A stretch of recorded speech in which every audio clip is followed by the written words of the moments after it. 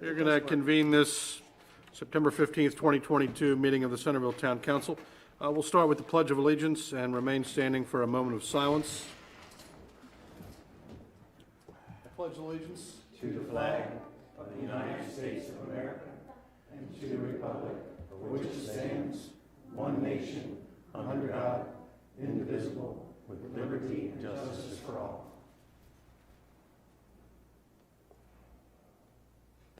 Thank you.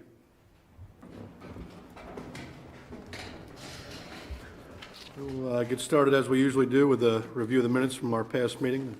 The council should have the September 1st, 2022 meeting minutes in front of them. Is there any changes or a motion to accept those minutes? Motion to approve. Second. All right, all those in favor say aye. Aye. Opposed? All right, thank you. Okay, we'll now start our citizens forum. Are there any citizens signed up that would like to provide comment? You'll also be given a 3-minute opportunity at the end of the meeting if you want to hang around. Not sure if anybody's signed up.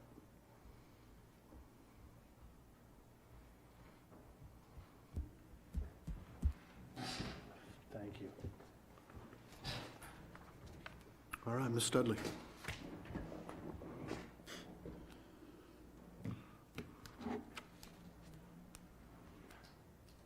Have a seat and just tell us your names and address and go right ahead. I am Elaine Studley, and I live at 201 South Liberty, and this is Sharon Cook. I live in Roostburg, which is still Centreville, but I'm here to visit today. I am retiring president of the Queen Anne's County Legacy Foundation, and Sharon is stepping up as our acting president, and so we're both here together. Because we wanted to pack a lot into a little tiny bit of time, we actually wrote you a letter, and then I realized that I wanted to introduce you to Sharon as we're coming in. So it starts with our thanks, because I am just beyond excited to see 5 people in those chairs. I just am so proud of you guys. So here we go. I thank you for your service.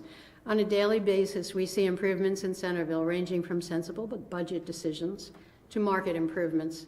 We are immensely grateful for the duty of care that the Council of 5 and the new management have lived up to. Really grateful. A little bit about the Queen Anne's County Legacy Foundation for those who may not know us. During the 2018 and 2019 Holiday Candlelight Tour, an all-volunteer event, we brought 340 visitors from 4 states. It brought the Smithsonian to visit also, reinforced our historic brand, and it profited both years prior to COVID. The evening at Ben Franklin Gala united the historic community, reinforced our historic brand, and built a fund of $20,000 we now have for the micro grant program we're about to announce. Our grants will focus on the downtown of Centreville exclusively. We will favor initiatives with support small business, bring foot traffic directly to retail, reinforce the historic brand, and which have the support of the town council. We will look for that support from you. I sat on CETA for 3 years. At the time, our economy was flagging behind sister economies by nearly half. The retail portion of our economy was actually contracting. Before reseating CETA, I urged that we build an expectation of quantifiable results, preferably quarterly. I urge you to seat members who reflect the needs of local retail businesses, who are local residents, and who have expertise in economics and development. Seat slowly if you must. It is wiser to seat no committee at all than to seat one potentially based on conjecture. When I joined CEDAR, at my request, Harvard donated local data to us. Recommendations based on that data included distribution, value-added manufacturing, cluster development, emphasis of our historic brand, and an arts and entertainment designation. It paralleled the 2017 study pretty well, and it added practical business ideas to it. While preparing for CETA, I looked at a small town in upstate New York which collected tax receipts before, during, and after each economic development project. This is one of many possible ways to create accountability in economic development. Our microgrants will include the expectation. You can take a few more minutes. Can I? Thank you. Can we go on the math of each of us? Thank you. That's one reason we did this. Our micro grants will include the expectation of an economic impact statement, and it will expect quantifiable results, or we won't deliver them. As a foundation with a very small reserve, we would like our events to be fun and our grants to be deployed based on economic science. Our rules will be accordingly strict. I urge we build an expectation of quantifiable results. We thank you again for your service, how proud I am of all of you. We look forward to reopening and to serving. Special thanks to you, Eric. You're getting us going a little bit. Please seat the committee with which we will interact with the duty of care that you have brought to the Council of Five. I'd like to give Sharon a chance to introduce herself. Okay. Town Councilman, my name is Sharon Cook, and I'm honored to serve as incoming president of the Queen Anne's County Legacy Foundation. During 2005 to 2011, my husband and I owned a successful retail business called La Belle Maison in the town of Centreville. La Belle Maison had a marketing mailing list of 3,000 patrons, which reached Annapolis, D.C., Baltimore, Northern Virginia, New York, Delaware, Pennsylvania, and Ocean City, Maryland, and our Tri-County regions. Our business prospered because of the loyal patronage of Centrevillians and Queen Anne's County customers. Within 3 years, La Belle Maison was well on its way to becoming a 5-year business. The market crash of 2008, La Belle Maison persevered, and with little or no prospect of success, our business succeeded. My husband and I had a vision that La Belle Maison would help launch future shops and businesses in the town of Centreville and increase economic development, and to make Centreville a destination spot. In 2019, I joined the Queen Anne's County Legacy Foundation. I've enjoyed planning and participating in the activities the foundation provides for our community. I look forward to working through a micro grant program startup with the Queen Anne's County Legacy Foundation. Thank you. Thank you. Appreciate it. Thank you, ladies. Thank you. I actually brought the letter for you if you want it. Please, yes. And a shameless plug for my corporation. Anyone else from the public would like to come on up, Tim? If like I can pass them down. Yep. And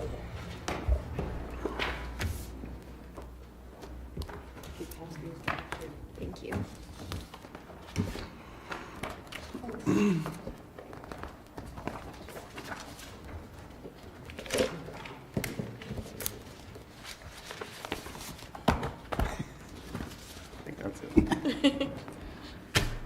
I think we're ready for you. All right, perfect. I'm Tim McCluskey. I live on Watson Road. Thank you for the opportunity to come tonight. First, I wanted to thank Kip and his team for the work they've done at the Wharf Park the day before the ribbon cutting and fishing derby. They were out there. It just looks fantastic. It really does. And again, thank you guys for investing further in the pavilions, and then hopefully we're going to get the rest of it done as well. Shelby, I also wanted to thank you for your 2 years of service to the town as well. You've done an excellent job. You really have been passionate about the parks as well, and I want to wish you the best. So it's great to see the fishing derby this weekend. I love seeing the kids are here. When I was on the council, this was always one of my favorite meetings, being able to give out fishing trophies. So I'm happy to see this tradition continue. I did also want to talk about some HOA issues. At the last council meeting, the developer for the Carter Farm provided a presentation regarding proposed HOA fees, which was requested by the council. I do urge you to table the introduction of tonight's growth allocation ordinance until you dig deeper into this HOA. The fees as presented, I don't believe are sustainable, nor do I believe that they will attract and retain residents. There is a clubhouse. Awesome. That clubhouse is only accessible, it seems, for the parcel 1B. That represents less than 20% of the residential units. It seems kind of odd to exclude 80% of the development from an amenity that stresses that it's community-oriented. We have exclusionary issues in Northbrook with the playground, pavilion, and soccer field prohibiting phase 1. This will cause community problems, I guarantee it. In their reserve replacement cost analysis, they indicate all the residential parcels, but on the slide for the monthly fee range, they omit parcels 3C. Why is that? No mention is made about the commercial parcels nor the residential components above the commercial. I assume that they're going to have to be a part of paying those fees as well in the HOA. The ordinance should be tabled again until the complete information that you requested is provided. As for the HOA cost, $60 a month for a CSA membership is essentially subsidizing the farm parcel by over $90,000 a year. If you look at other local CSAs, they're all seasonal. The Carter Farm would be one of the most expensive.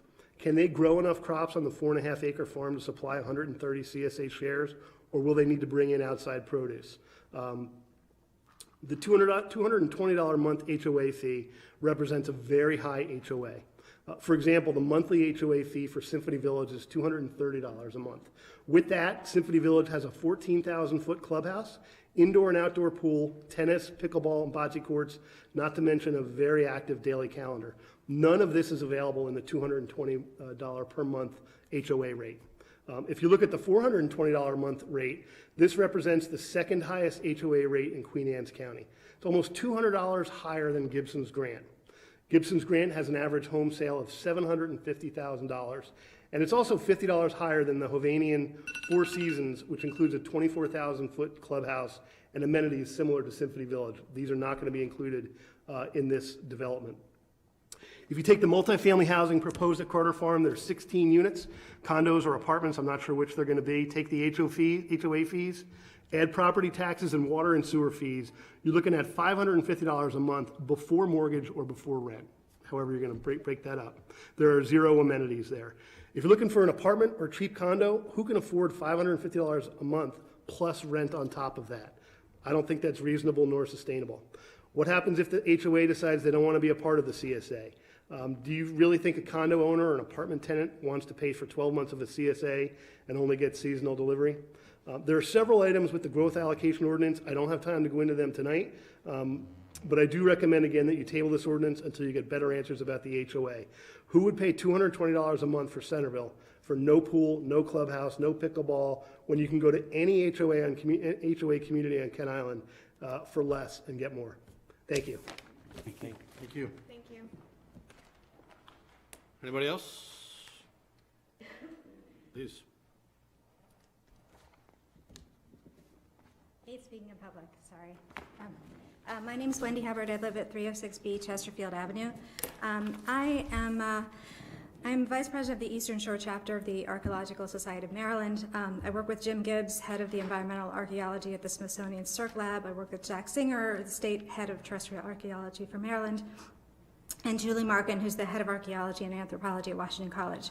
So I'm here to talk about the request to do a Phase 1 survey for the farm, which you guys graciously said you would put in an ordinance, which was great. But the language changed since it was first there, and the language change is not negligible. It's significant. So what I want to do is explain the difference between the two and ask you to consider going back to the original language. So what it's saying it's going to do now is a survey of the records, which is going to turn up a lot of colonial history, like land plats and who owned what. Basically the information that the people who made the records at the time thought was important. But that's not all the information that you need in order to consider doing an archaeological survey. A Phase 2 survey includes a record search. It also involves just walking around a plowed field and looking to see what's there. You could find a mound that you wouldn't see when it's corn, and then you look at it, oh, that's a shell bin. It's not invasive. The difference, they both cost, the money is sort of negligible. One is like $5,000, one might be $500. Neither one is going to prevent the Carter Farm development from happening. Neither one. They both might delay it a little bit. A Phase 1 is going to delay it a little bit more, but archaeologists don't stop things from happening. They just want to get information, learn about stuff, then cover it up and move on. So the reason I think that it's important to do a Phase 1 survey, particularly here, is that compared to other counties, we're kind of a little bit more of a desert as far as what we know about the Native American tribes. To the north, there were the Susquehannock. To the south, there were the Pocomoke. Those were established tribes. They left records behind, the Nanticoke. But here, what we have were the Wicomis and the Ozeni, who got absorbed into those tribes, and they passed through. They were nomadic, and the only way you can find traces of a nomadic tribe is in the things they left behind. So for a phase 1 survey, if you were walking, you might find a midden, you might maybe dig a test hole and see if there's something there. This is our chance. Just because there's no record showing, oh, there might be a Native American area here, doesn't mean it's not there. People were in this area for 5,000 years. And chances are, the Carter Farm area, it was a marsh, it was rich with beaver. We know that William Claiborne on Kent Island traded in beaver. We don't know which Native Americans he traded with. Maybe he traded with people who were living there because it was a beaver area. So all I'm asking for is that somebody just take a minute to see. And then I just want to give you 3 examples, 2 of which I was there for. One, in 2003, construction work in Salisbury found a burial site dating to 1400. There was nothing in the records that suggested it would be there. I was on a dig at Whitehall Plantation in Annapolis. The only records we had were like somebody said, oh, my grandparents were, there was a white woman and I'm black and we lived over there. And following that, we did a ground survey and we found evidence of where the enslaved people were. And then the last one was in Denton at Barwick's Ordinary. We were there to dig a colonial tavern, and we were just walking around, and we stumbled on stuff, and we found out that there was a buried living area that had been flooded over and over and over again until finally the people stopped coming there to hunt. So we just want to know what's there, and then move on and let people do what they want. Thank you very much. Thank you. Thank you. Always good to have a fellow St. Mary's College graduate. Anybody else? All right, thank you. We will get to the Kids Fishing Derby winners, and we're going to have Councilperson Anania, the Parks and Rec Liaison, give out those awards. Welcome.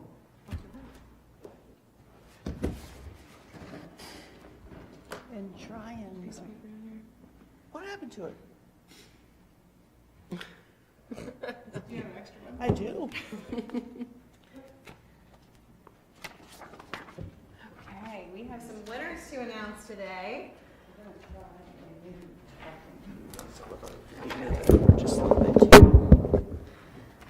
So first off, we are going to do the 0 to 5 age category. It is a 3-year-old, Lillian Kozel. If I'm saying that wrong, I'm sorry. And she caught an 11-inch catfish. Nice.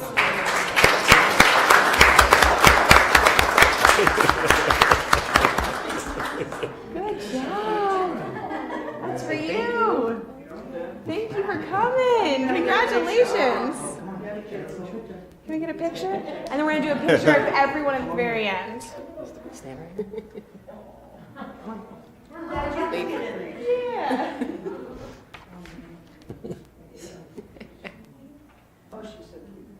Good job.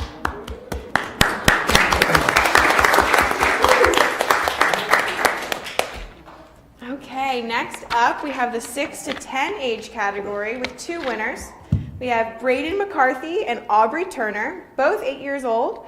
Braden caught a 12-inch eel and Aubrey caught a 12-inch catfish. Can I get you guys to come up here?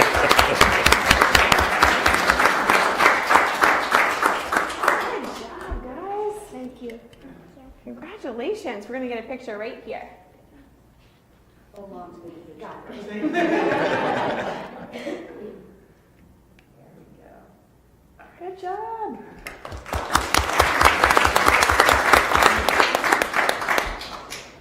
And next we have the 11 to 16 age category. Grayson Miller, 11 years old with a 12-inch catfish. Come on up. Good job. Congratulations.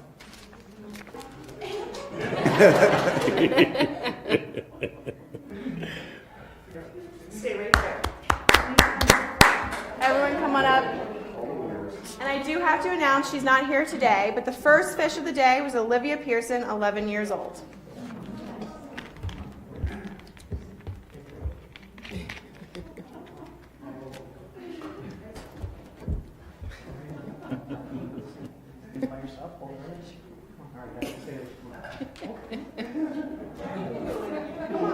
Right here. Come over here.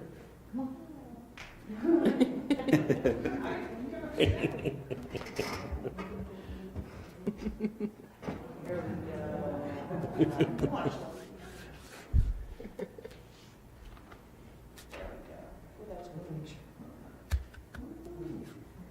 Way to go, guys.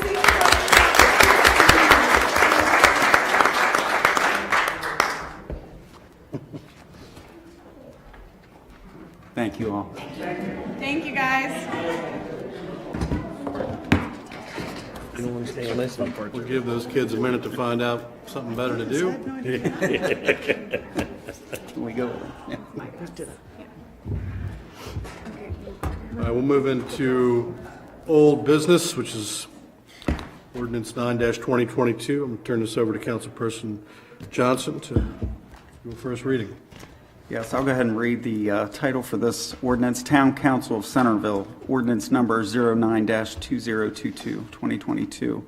An ordinance of the Town Council of Centreville granting the application of green development incorporated for growth allocation under the provisions of the Centreville Town Code. And with this, of course, comes two attachments, Exhibit A, which reflects the plans and drawings, and Exhibit B, which is the findings of fact. Does council have any questions about this? What is the appropriate time, maybe Sharon, if you wanted to come up? And we have Chris Jakubiak, the consulting planner, on Zoom as well, if anybody has any questions for him. But if we wanted to make amendments to this or sort of make changes to this, what's the best process for that at this point? They can really be made at any time before you vote. Certainly if you have some that you know of now, it might be easiest to address those now. If we wanted to reinsert the Phase 1 assessment language for archaeology, is that something that we should do now? Do we have consent to do that now, or? I would like that. Majority Yes. of three, okay. Phase 2 or Phase 1? Phase 1, the requested Phase 1 assessment. I will make that change. Perfect. That's the only change I've got. Other folks have other things? All right, we'll consider this the first reading. Thank you. Thank you. Wendy, thank you. Are we eliminating the new business? Yes. All right.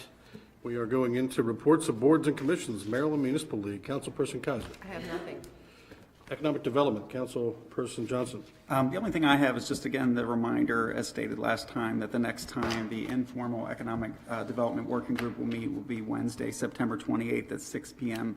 I do have the location confirmed now. It will be in the same location as the last meeting, which was the magistrate courtroom, the first floor of the old courthouse.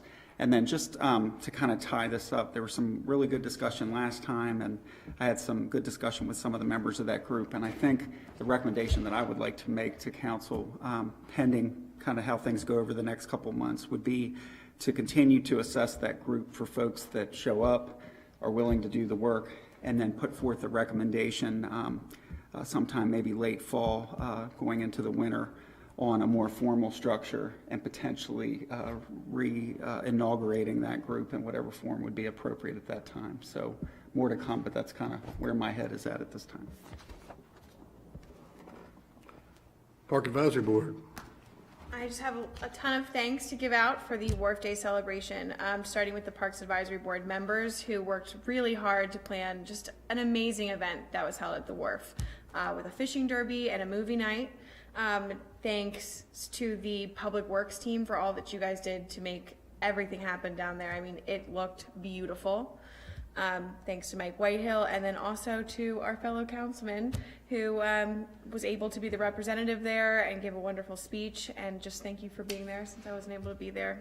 It just sounded like an amazing event, and I'm just so excited that the town was able to do it. And I just urge everyone to go out to the wharf and utilize all of the wonderful things that we've done for the park down there, because it is really beautiful. A great place to host events or just hang out with your family. Hear, hear. Yeah. Thank you. Council of Governments? Nothing to report. Meeting got canceled. Planning Commission, that's me. I was not able to attend the last workshop. Work on the comprehensive plan continues. I believe the town manager was there. Do we still have a targeted date to have a public draft of I gotta look at the the new calendar here. comprehensive plan? The There's target gonna- We're was shooting to, at 5 October. okay, good, good. That's still. And they'll meet next week as well and have a busy agenda, so encourage folks to turn out for that. Now move into reports of department heads. Town manager? So I had a good week, robust interviews with the lobbying firms. We had a robust response to our proposal. Had some excellent interviews. I think to the degree you can in something like this, we're in a no-loss scenario. I thought any one of those could excellently represent the town and its needs, both in securing monies for the plant and to look at some of the changes that we would like to see brought forward with MDE and with DNR. For instance, as you all know, one of the challenges of the spray field is that we have to have ownership. We can spray on other fields, but we can't count it against our capacity for permits. If that could be changed, that's a game changer. If we could move to an injection well, and I'm not going to go into the science behind an injection well, that's a game changer. That's a 50-year game changer. What we would like as you move forward with something along that line that would change the rules under which we operate is an opportunity to put A, in place a 50-year solution, and B, that if we have to buy a field now to get through the hurdles to get to our plant now, but if the rules changed within the next few years before we run the infrastructure to said field, there's an opportunity to sell that field and recoup either some of that money or use it for the injection well. But this is a dramatically different shift in how business could be conducted and can be quite beneficial to the town. Liberty Kidwell and Green Streets, we got the new plans for those, so we're going to look over them the next few days, move that forward, and wrap things up with the county so they can go out to bid. Code issues. We get some interesting phone calls with code. I cannot waive ADA. I will not waive code, cannot waive code. So thinking that you can have me come to your site and pitch me doesn't work, and Norma's going to roadblock you every time you get to her. You're getting told the code's the code. You know, you have to do it. So just want to let people know, if you're listening to this and you're thinking of calling me to discuss an exception, I'll tell you no right now. And a couple things that happened that I wanted to give a shout out. DPW, we had some call on some places that were overgrown. DPW is taking care of it. Kudos to Kip and the team. CPD had a call, somebody asking about the flags out in front of the police headquarters were tattered and worn, asked they be replaced, and got a nice letter from them that they came back from vacation, new flags were up, they were thrilled. So just small things, but people notice small things, and they asked me to pass on the appreciation, so I'm doing that publicly. And that is all I have for this evening. Thank you. Chief?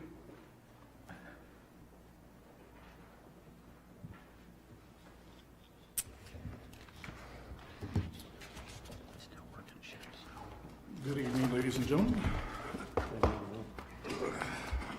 How you doing? Doing well. How about you? For the month of August 2022, the department overview, I'm going to do a very quick reading for the record. I know you have it in front of you, but I just want to touch base for the citizens and for those that don't know. For the month of August 2022, Centreville Police Department's criminal enforcement activity consisted of 4 arrests made, 1 of a warrant, 1 of an assault that took place, 1 of a drunk driving arrest, and 1 that was a stalking trespassing issue. Traffic enforcement activities for the month of August included 76 motor vehicle warnings, 18 citations, and 4 motor vehicle safety equipment repair orders that were issued by our officers. The red speed automatic speed enforcement cameras issued 38 speed limit violation citations combined with all 3 cameras. Complaints and incidents that we attended to in August of 2022 resulted in responding to 412 calls for service. 16 of those were commercial and residential alarms, 2 frauds, 1 assault, 3 physical domestics, 3 thefts, 3 trespassing, 3 warrant and summons services, 1 stalking, and 215 business and residential patrol checks that were conducted. Special assignments included for the department officer and canine training, assisting with the farmers market, traffic enforcement as far as setting up the no parking for the events. Also, I wanted to take notice of one event that did occur in August. It was on August 31st. Our department was proud to promote and release from probation Officer Sean Holden. He was promoted to the rank of Officer First Class due to meeting his one-year probationary period and continuously providing above satisfactory performance and evaluations. So that did take place on August 31st. One last item of interest I would like to bring to the council's attention has to do with the coin-operated parking meter removal. I know that we did a trial run over the last several months with removing the coin-operated meter heads on Lawyers Row, and we replaced it with 2-hour parking signs. From what I've heard and what has been brought to my attention was we haven't received any real complaints about that since it's been completed. I spoke with the town manager and members of the town hall since they're right there located on Lawyers Row, and I don't believe they received many complaints as well since the project started. So one of the recommendations I had was to maybe continue with that project. We had put it in the budget to order more signs to replace the rest of the coin-operated parking meters within the town. So my recommendation would be to continue that project and go forth and remove the rest of them and then replace them with the 2-hour parking signs. We have consensus for that? Yes. Okay. So we will continue with that project. I'll get with DPW and we will schedule some times when we can make that happen. Wonderful, thank you. All right. Thank you for your time. Appreciate it, thank you. Thanks, Chief. Town Attorney? Finance Officer? Sorry, I didn't have paper to write this, so I texted myself. I just wanted to let you guys know the August earnings for ICS just in the month of August was $23,829.05. And the feds are meeting next week to talk about rates, so we're hoping to see another increase. Right now, we're at the 2.33, so that's about what we're earning monthly. That could turn into a lot of revenue for projects at the end of the year. Can you hang around? I've got something I'd like to talk to you about. So the allocation fee for the hookup is roughly $14,000, 13 and some change, Yep. right? When we get those revenues, when the check comes in from a homeowner or somebody connecting, how does the town treat that revenue? Just as general revenue, or does it go into a special bank account? It goes into a special bank account for enterprise funds in general. So we haven't had, since you guys approved for it to be its own bank account with any future allocations paid, we haven't had any paid since you made the decision. So I talked with Chip. I'll be making a new bank account at Shore United once we get the first payment for the next allocation, and then we were going to keep that as strictly allocation bank account for all the funds to earn, to build up over time. How would the council then, or the town, expend those dollars? How would we spend them? So they would, essentially it's meant to replace pieces of the water plant after, hopefully we're able to get the new upgrade, but it'll be to just work on those sorts of things in the future. We could even set a, I don't know, will we need to do a resolution to restrict it? So other towns, the reason why I ask about this is because other towns have created kind of lock boxes, a term I don't like to use, to protect those funds and really make sure that they are used for what they are intended for. Sure. So we don't wind up in the situation we have been where we don't have any of the, or it's covering the operating. Exactly. Yeah. And so sort of bifurcating. I'd like to work with you and Chip to craft an ordinance for that, to make sure that we are creating that special account that the council almost has to decide to. We could do it similar to the permanent fund, but, leave it for council to decide, if they come to you with a request for the spending of the funds. And would that be, so then we could gain interest on that over time? Absolutely, yep. Okay, perfect. Thank you, I appreciate that. No problem. Thank you. Been on my mind. Director of Public Works. Good evening.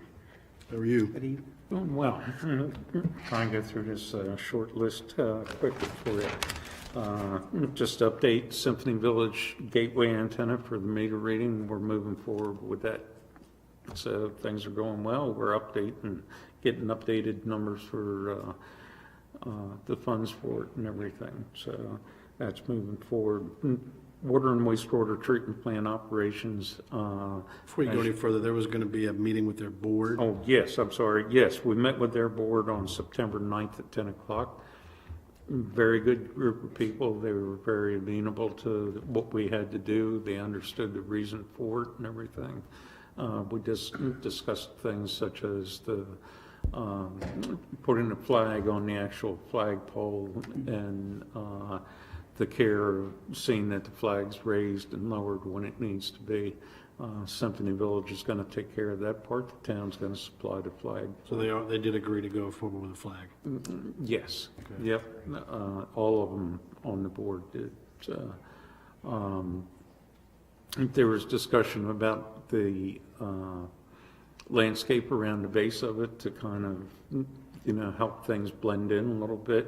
What I had asked them to do is wait until we get this all installed, and we'll meet again and then discuss what kind of landscaping we're going to do. That way, there's no problem. Sometimes people have trouble visualizing something that's not there. So, but no, they're a very good group of people. They did want to put together some type of paper trail or contract stating who's responsible for what with this thing, which is not a problem with regards to the flag and regards to the maintenance of the landscaping and that type of stuff. Thank you. Went very well. As you know, I believe town manager advised you that as of September 1st, Maryland Environmental Services are operating our water and wastewater plant due to staffing issues. We've been working pretty closely with them, helping them get acclimated to our equipment and the way that they operate and everything. So they've kind of kept us on our toes. Also, with the wastewater treatment plant this coming week, we're scheduled to have the drying bed, one of the three drying beds cleaned out. They're supposed to start that, and normally that's just a few week operation. It's not a very long one, and depends on how the weather goes to see what happens with that. The meter reading process is just about done for this quarter. If they didn't finish today, they should finish up tomorrow or Monday. So, and it's gone fairly well this time. So, not a lot of big surprises that we weren't ready for or anything. Last thing on my list, the frag eradication. Oh, not the last of the frag eradication program that's going on down at the wharf. The Phragmitis should be sprayed by the end of this month. It's just getting the contractor to fit us in his very busy schedule. So now the last thing. After a 2-year process, I'm happy to report that the generator at the Northbrook Water Treatment Plant and the one at the shop are completed and in service. The company came out and did their 2-hour test run on each one, made sure everything was in good condition and everything. So it was a long road with supply chain issues and everything, but we got it, so thank you. And that's all I have. I've got a couple questions. So have you looked at the HOA study that the Carter Farm developers have provided? I've looked into it and I'm not finished yet. I will put it that way. I've seen it. I want to dive into it and get a little more time to make a little bit better understanding of it. I think it's critically important for this council to, yes, to hear from you on this, is to say, is this an apples to apples comparison? Or what they say they have to budget to replace a pump, the same thing that you are budgeting to replace a pump? Or, does it pass the smell test? I mean, yep, absolutely. The question that we heard tonight in public comment of whether or not people are willing to pay the HOA fee is an issue. Mm-hmm. It's not this issue. This issue is the HOA fee they're proposing is going to cover their bases. Correct. I think that's that's one that we need to hear from you on. Right. The second thing is the way that the town attorney reads and the way I read and the way the town manager reads the PUD is it seems like we need to be able to promise them that we have the allocations required to complete the project, and it's not written in a way that would imply for phases. So we can't, and I'm not interested really in sort of granting allocations that we don't currently have. So in your opinion, do we have the allocations? And maybe we have them on paper, and you and I have sat up here and talked about that a lot. Yeah. You know, but in the real world of that plant and that farm, do we have the allocations to grant them for 136 residential units plus their commercial?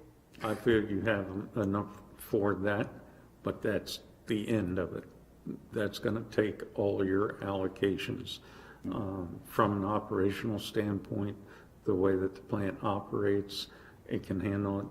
So you think the plant can handle full build out of this development? Yes, but that means if it builds out and you have somebody come forward that wants to build something in the industrial park that's gonna, if you were to have something like another GTI want to build there, you don't have the capacity for that. So I would just ask that you keep that in mind. So, Thank you. Thanks, Kim. Thank you. Human Resources Manager?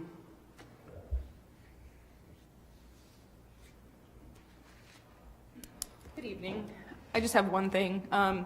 We did conduct the interviews for the administrative assistant in the Public Works Department, and offer was made and completed the background, and we have a new administrative assistant that is going to begin working on Monday, the 19th. So she will be hitting the ground running. So everyone's pushing to get that email set up so they can start emailing her everything. So that's my only update for this evening. Well, she's not watching. She might be. I don't know. Maybe you're a heads up. Thanks, Crystal. Congratulations. Town Clerk? Just really quick, we had a meeting today for the website. So we're starting on the actual content part once you get past the homepage, which I showed last week. And just to give you a tentative timeline, this may change, but they will begin transitioning information from our old site to the new site on October 13th. We are anticipated to go live on November 17th. So that may move up a few weeks if everything's good and we're ready to go, or it may move back a few weeks. So, and then we'll all be, I don't know that they all know it, but we'll all be in training as well for the new website. So, to go live, 17th. November 17th. November 17th. Is what's the anticipated date. Got it. So, Exciting. it is exciting. That's all I have. Thank you. Can we have the town attorney come back up before we go into, I just want to ask you a question about this allocation issue. So when do the allocations for the sewer plant become, if we have them, is there a point where we have to grant them if we have them? Or like in a by right development situation, does this development at Carter Farm become by right after we grant the growth allocation? No, it does not after the growth allocation, because you still have the PUD approval, which is discretionary. But after that, it becomes, they would have some entitlement, I think, after that PUD approval. So our ability to say no because we don't feel like we have the allocations, that would be, they could litigate on that potentially. Yes, potentially. Okay. Thank you, I appreciate it. Thanks, Sharon. We'll move into our second citizens forum. Any citizens wishing to make comments that haven't already done so or want to do so again? All right, there is none. We'll have council roundtable. Councilperson Kaiser. I have nothing. Councilperson Johnson. So I have an update based on our discussion last time about fireworks. As our town clerk had reported, the cost to put on a display has doubled. Am I right about that, Carolyn? Roughly? More than double. More than double, thank you. But the shortage that we have to come up with if we want to move forward next year is approximately $10K. So I've been doing some sort of quiet investigation of this to see what the potential is to raise those funds privately. And I feel pretty good about that. And then the second question I had was, could we find a private entity through which to channel those funds so that it was a for-profit donation where somebody could get a receipt for their donation and then not have those funds managed by the town. So we heard from the Legacy Foundation earlier, Elaine Studley and Sharon, of course, as their new president, that they are happy to manage those funds. So, for better or for worse, I'm going to put something out on Facebook and other social media pages. And so I just expect the arrows to come forth at that time. So, but more to come. I know we want to make a decision on that more formally in the very near future, but I anticipate, at least from a funding standpoint, favorable response. That's all. Can we just confirm that QAC Legacy Foundation is in fact a 501c3? I don't see it. So I can confirm that only because they use the Midshore Community Foundation, and so. And we also, Main Street also is with Midshore Community Foundation. Yeah. Since they have to. Good question. Great, thank you. Councilperson Anania. Nothing to report. Vice President Keel. Nothing to report. I just want to say, this is the last meeting before the election, right? So I want to say thank you to Councilperson Anania for 2 years of service. And I think I join a consensus of the council, say we're sad to see you go, and good luck with whatever comes next, which I'm sure is I'll just be sitting out there. family life. I hope so. Hold us accountable.